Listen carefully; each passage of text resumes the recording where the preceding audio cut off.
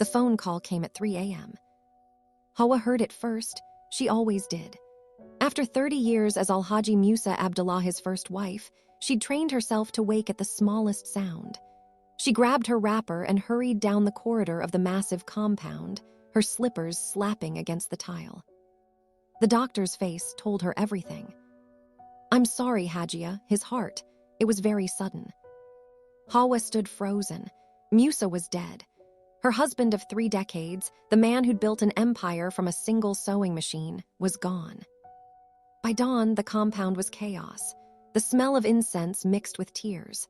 Hawa sat rigid in the main parlor, accepting condolences like a queen. Zainab, the second wife, wept dramatically, her beauty enhanced by grief. Fatima, the third wife, stood quietly in the corner, almost invisible. Rakia, the youngest wife at 32, looked genuinely shocked, her hands shaking as she held her small children. 16 children filled the house, ranging from Khalid at 35 to little Bilkisu at 13. They clustered by mother, forming 4 distinct camps. The lawyer arrived on the 3rd day. "The will is unusual," Malam Ibrahim announced, adjusting his glasses. The family gathered in Musa's study, tension thick as harmattan dust. Each wife receives an equal share of the estate. Hawa's head snapped up. Equal? She was the first wife, the one who'd suffered through the poverty years, who'd given Musa his first sons. How dare Zainab, who'd entered the marriage when the money was already flowing, receive the same? Furthermore, the lawyer continued, all 16 children must work together to run Abdullahi Textiles for 3 years. If they succeed, they inherit. If the company fails, everything goes to charity.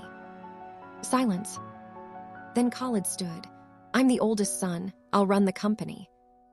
"You," his half-brother Yusuf laughed. "You've never worked a day in your life." "Neither have you." "Enough," Hawa commanded, but her voice had no power anymore. The room erupted in arguments. Fatima watched it all with sad, knowing eyes. Within 2 weeks, Abdullahi Textiles was bleeding money. Khalid fired 3 managers his father had trusted for years. He installed his full brothers in key positions, ignoring everyone else's children. Amina, the oldest daughter, tried to warn him about a bad shipping contract, but he waved her off. Women don't understand these things. The contract cost them 50 million naira. At the compound, the wives weren't speaking. Hawa had moved into the main house entirely, claiming it as her right. Rakia's children were banned from the main kitchen. Zainab was hosting lavish parties, spending money they no longer had. Fatima remained invisible, keeping to her small section of the compound with her 4 children. "We're going to lose everything," Amina told her mother one night. Hawa was applying shea butter to her hands, a habit from her village days. "Your brother knows what he's doing." "Mama, he doesn't. The company is dying." "Then pray harder." Amina left, frustrated. She'd studied business at Ahmadu Bello University, had worked at the company every school holiday since she was 16. But she was female, and Khalid was male, and that was that. By month 3, their biggest client, Megastores, a national retail chain, called an emergency meeting. "We're taking our business elsewhere," their representative said coldly. "The quality has dropped, deliveries are late, and honestly, we hear your company is falling apart." Khalid panicked. He called a family meeting. All 16 children gathered, along with the 4 wives. The room felt like a battlefield. "We need a plan," Khalid admitted, his confidence finally cracked. "The plan is you step down," Yusuf said. Another argument exploded. Children shouted at half-siblings. Wives glared at each other. It was Hawa who noticed Fatima stand up. The quiet wife walked to the front of the room. In her hands was a thick ledger. "I have been keeping records," Fatima said softly. "The real records." Everyone stared. "I have a business degree from Bayero University. Your father knew this. He asked me to watch the company quietly to track what really happened with the money. I have done this for 8 years." She opened the ledger. "These are the problems. Khalid, you fired the quality control manager. That's why standards dropped. Yusuf, your friend you hired in shipping, is stealing. The contract Amina warned about, she was right. Khalid ignored her, and we lost millions. And we're spending 15 million naira monthly on unnecessary luxuries at this compound, while the factory workers haven't received bonuses in 6 months. The room was silent. If we continue like this, we have 4 months before bankruptcy. But if we make changes now, we can save it. Hawa found her voice. What kind of changes? Fatima looked at each person. Amina becomes CEO. What? Khalid exploded. A woman. She has the education and the experience, Fatima said calmly. Khalid, you handle operations, you're good with people, terrible with strategy. Yusuf, you manage the factory floor. Usman handles finance, he studied accounting. The younger children train in different departments. They're our future. She turned to the wives. And we 4 must stop competing. We must work together. Work together, Zainab laughed bitterly. Fatima, you've been invisible for 15 years and now you want to give orders. I'm not giving orders, I'm showing you the truth. Fatima's voice was sad but firm. Musa loved all of us. He gave us each equal shares because he wanted us to learn to cooperate. He structured the inheritance this way because he knew if we couldn't work together, we deserved to lose it all. Hawa felt something crack inside her chest. 30 years of being first, of demanding respect, of competing with the other women. And here was Fatima, who she'd barely noticed, revealing she'd been the wise one all along. I'll do it, Hawa said quietly. I'll cooperate. Everyone turned to stare at her.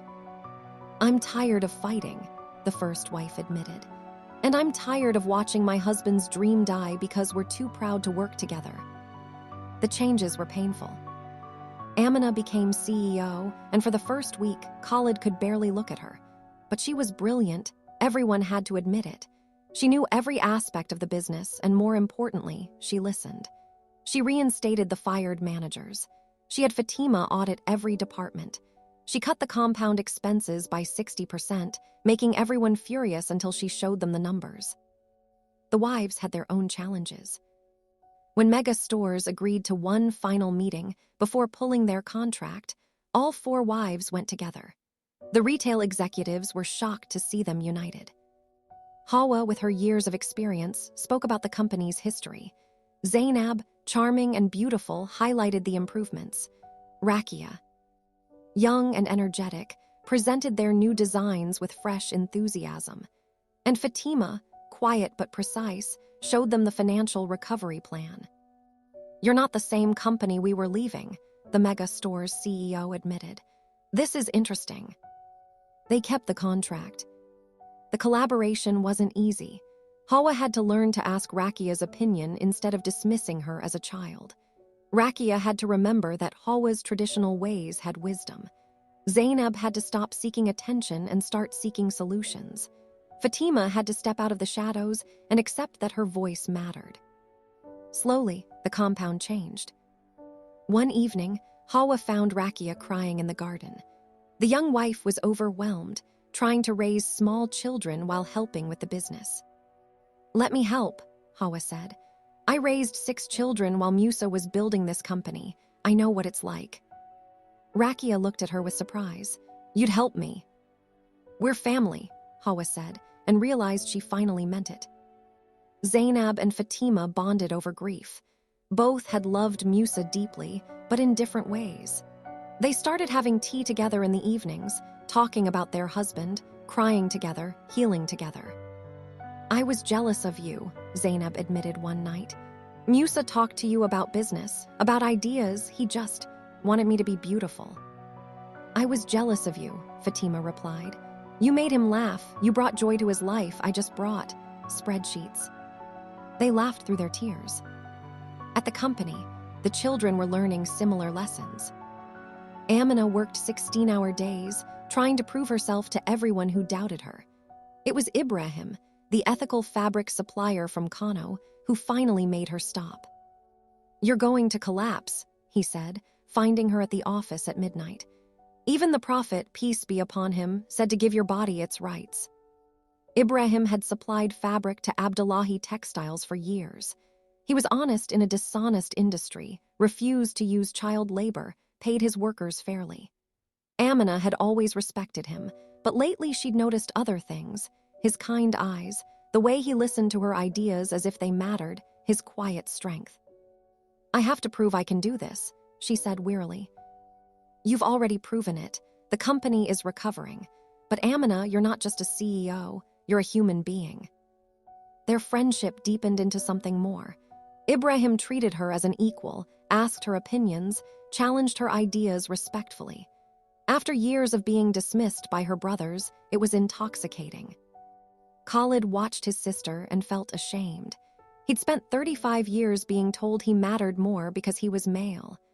Now he saw his sister running circles around him, and his ego was crushed. Fatima found him sitting alone in their father's old office. "You're a good man, Khalid," she said gently. "You care about people. You remember workers' names, their children's birthdays. Your father's best deals came because people liked him, trusted him. You have that gift. Use it."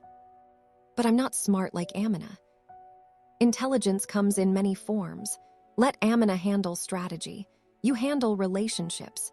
Together, you're unstoppable." It took time, but Khalid began to understand. He stopped trying to control everything and started working with his siblings. His natural charisma, freed from the burden of trying to be something he wasn't, made him invaluable in client relations. The younger children thrived under the new system. 13-year-old Bilkisu, who'd never cared about textiles, discovered she loved design. 17-year-old Sadik found his place in the factory, understanding the machinery intuitively. Each child found where they fit. By the end of the first year, Abdullahi Textiles was stable. By the end of the second year, they were growing. New clients, new designs, new respect in the industry. The third-year anniversary arrived on a hot Kano afternoon. The entire family gathered, all 4 wives, all 16 children, plus the 7 grandchildren who'd been born during the 3 years. The lawyer returned to verify they'd met the will's conditions. "The company is not only surviving," Malam Ibrahim said, reviewing the documents. "It's thriving. Profits are up 40% from your father's final year. You've expanded to 3 new cities. Most importantly, you've done it together." He looked at them with respect. "You've fulfilled your father's wish. The inheritance is yours." The celebration was jubilant, but Hawa felt strangely quiet. She found Fatima on the compound's rooftop, watching the Kano sunset paint the sky orange and pink. "I was wrong about you," Hawa said. "For 15 years, I thought you were weak because you were quiet. I thought Zainab was frivolous because she was beautiful. I thought Rakia was insignificant because she was young." "And I thought you were just harsh," Fatima replied gently. "I didn't see your strength, your dedication. I didn't understand that you were protecting what you'd built. We wasted so much time competing. But we learned. That's what Musa wanted for us to learn." Below, they could hear Zainab laughing at something Rakia said. The sound made them both smile. "Do you think he knew," Hawa asked, "that it would work?" "He hoped," Fatima said. "He loved us all, Hawa, differently but equally. He wanted us to see that polygamy without partnership is just pain. But when we work together, we're stronger than any one of us alone." At the party, Ibrahim approached Amina's mother. "Hajia Hawa, I'd like to ask for your daughter's hand in marriage." Hawa studied the man, honest, hardworking, respectful. The kind of man who'd built his own business through integrity. The kind of man who saw her daughter's worth. "Does she want you?" Hawa asked. "I hope so, but I won't ask without your blessing." Hawa smiled. "You have it. But Ibrahim, if you ever make her feel small because she's female, you'll answer to me and 3 other angry mothers." He laughed. "I wouldn't dream of it." The wedding happened 3 months later. All 4 wives worked together on the planning, each bringing their strengths. Hawa handled the traditional arrangements. Zainab made everything beautiful. Rakia brought youthful energy, and Fatima managed the budget. On the wedding day, as they dressed Amina in her lace and gold, the 4 women stood back and looked at their work. "We did well," Zainab said. "We did," Hawa agreed. "Not just with the wedding," Fatima added. "With everything, with the business, with the family, with each other." Rakia, always the emotional one, started crying. I was so scared when Alhaji died. I thought Hawa would throw me out, that my children would have nothing. Never, Hawa said firmly and meant it. Your family, all of you, that's what I finally understand. 5 years later, Abdullahi Textiles had become the largest textile company in northern Nigeria. Amina ran it with brilliance, supported by her siblings.